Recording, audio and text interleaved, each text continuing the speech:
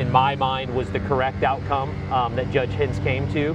I think that, I think you attack somebody in their vehicle after threatening them with a gun. I think you run the risk of, and then physically assault somebody in their vehicle when their significant other is in there with them. I think you run the risk of somebody feeling like they are, at risk of great bodily harm or imminent death, and I think they defend themselves appropriately or accordingly at that point. So I think that was the right verdict. I think he's probably just processing it all. I think, I took him down to probation. He said thank you, and I told him I'd talk to him when I got the report. So.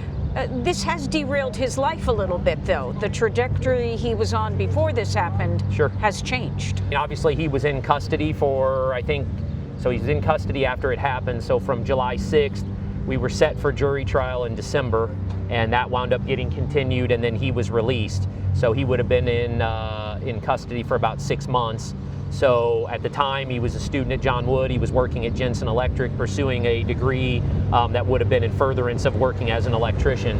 So now he's working at a flooring company. Of course, we have sentencing still, so we don't know what the ultimate outcome of that is going to be. We knew how he had the gun. We knew how it was being transported. We knew how it was found. The statute's pretty clear on how you're supposed to do that.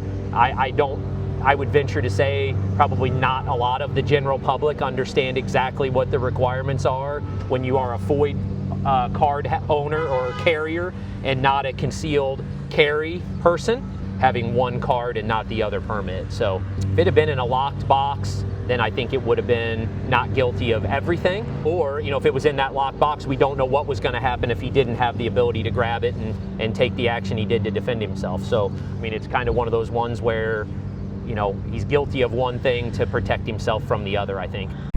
Muddy River News. Our home, our news.